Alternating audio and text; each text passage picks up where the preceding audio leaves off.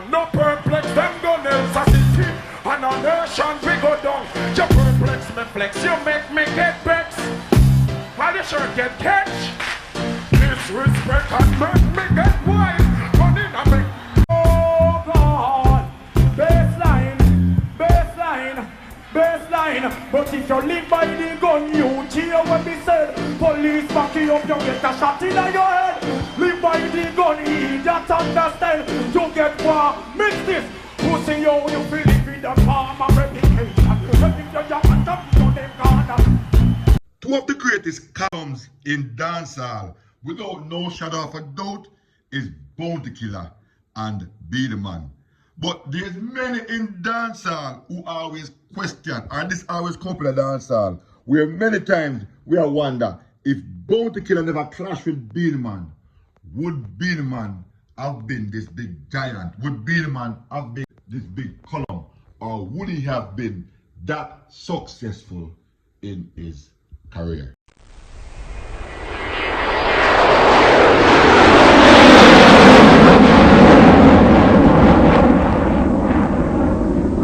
Bless up and welcome to Entourage Dancehall Review. If you're new via here, please consider subscribing. Turn on your post notification bell so whenever I make a new upload, you can be the first to be notified. Not for uno probably I wonder say where me there and thing. I am right here, but just because it's been more than 6 months, but now I get no monetization on that channel there. Some reasons from, you know, it's like if it's not one thing, it's the other, and I cannot get to build a proper algorithm for my channel. No matter how much viewers I have, no much subscribers. So here what now. I say, so viewers and subscribers, me I say, if you don't want some dancehall review, if you don't want to continue, make we work on a channel here right now, and then in the near future, we can go back to the next one. Probably drop one. But other one I may start drop some real review pan right now. So this one, we are talking about Beenieman and Bountykiller, and if Beenieman was influenced by Bountykiller, or if Beenieman never get that influence there and jump in a Bountykiller area, would Beenieman be this big person, this gigantic dancehall artist? And that we're going to talk about right now. So Beenieman was a child star, as we all know. Him and Risto Benji was always going at it from day one. And even though them fought from similar or neighboring communities, Risto Benji and Beenieman, they were arch rivals, where Risto always accused Beenieman of being a dancehall pirate, up to the point where at one time Risto Benji did fight Beenieman. They kick him down according to rumors. When them squared off even at many events leading up in their late teens, where upon a tape you hear Beenieman and Risto Benji argue, where Risto Benji attempts to listen, a Shabba ranking of the king are the man, my biggest thing right now, and I him we aspired. And Beenieman go name out one foreign artist. I don't know if you must say about Usher or whoever him did name out at the time. But Beenieman eventually him get a buzz and was invited to perform at a national event for Mandela, where when Beenieman went on the stage, he got the biggest boo in his career by doing a rendition of Pincher's Bandolero. But what he sang was a different song. When I sing one song about a green arm over desert, and the people them never gravitate to that song there because they say it wasn't the time or the place. So at that time, Beenieman was booed so bad, where he was at like rock at the worst part or the deepest part of the sea, where Beenieman no one nobody see him. Beenieman start hide out. Beenieman not really stay in a Kingston no more.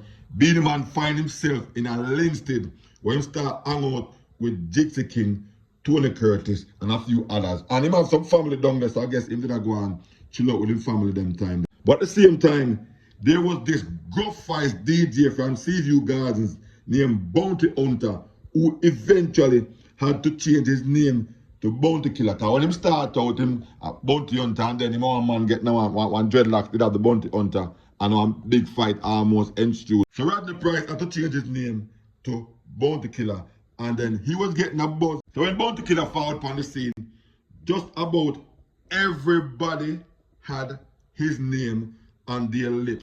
And we are talking about the people them who was affiliated with dancehall. Simultaneously, after Beenieman performed at Reggae Sunfest and link up with Jeremy Harding, they had a project which put Beenieman somewhat in the limelight and brought him back from that embarrassment where he was booed so bad and he was the butt of all the jokes. And them always say Wickerman and Captain Barkey was like rolling at the time when Beenieman was embarrassed. So at this time, just about everyone's eyes was on this new phenom, Bountykiller, who was taking no prisoners and had that Midas touch where even Beenieman was taking notice.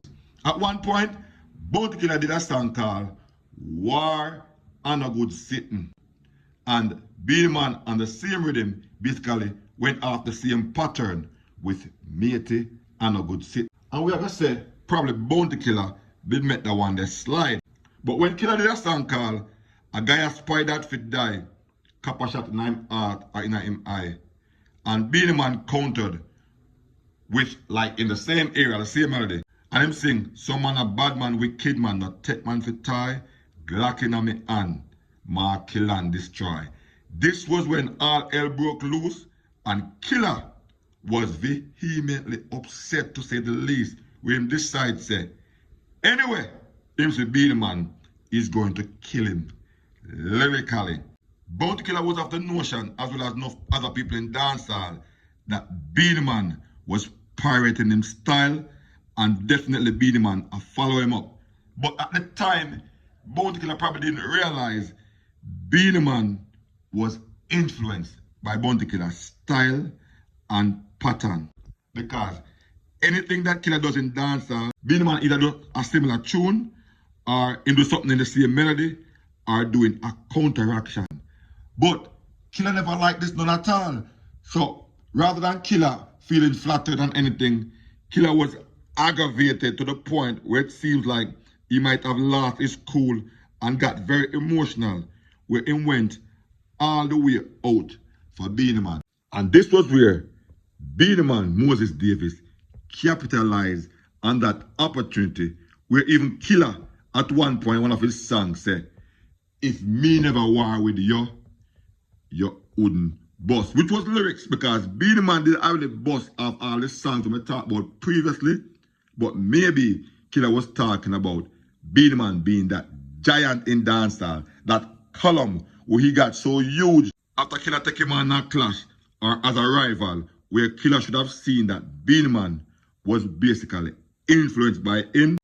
And it was because him, Bountykiller, took dancehall by storm with his style and delivery, and Beenieman, who was mimicking Killer, was really idolizing him and probably saw his way forward, especially after falling flat on his face with the Mandela Boo. So he needed something to hold on to, and that influence or flattery was Bountykiller, who didn't see it like that at the time, where Killer seems to me that after retrospectively looking back at it, seems to me he was Beenieman's idol, who then became his rival.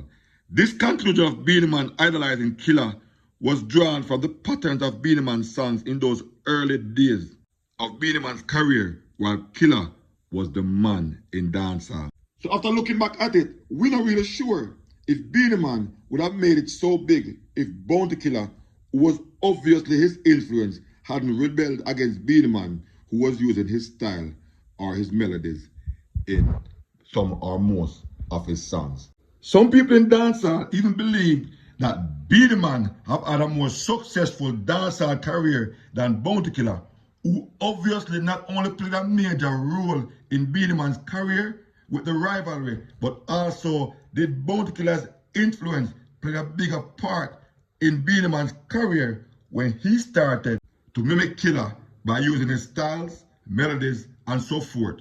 Viewers and subscribers, please type in the comment section and let us know what you think about how Beenieman mimicked Bountykiller and was obviously influenced by him, where Beenieman became this big giant, and maybe or maybe not, he wouldn't have become so good or so great if it wasn't for him idolizing Killer and using his styles and pattern in the early days of his career, where it started a war and a rivalry, where Beenieman's idol obviously became his rival. I'm not taking anything from Beenieman, nor Bountykiller, but there are a lot of fans in dancehall who have said Beenieman had surpassed Bountykiller. We've come to another video. Thanks for watching. Please like, share, and subscribe to the channel, those who have done so as yet. Also, please turn on your post notification bell so whenever I make a new upload, you can be the first to be notified. Peace out, bless up. I'll definitely catch you in the next one.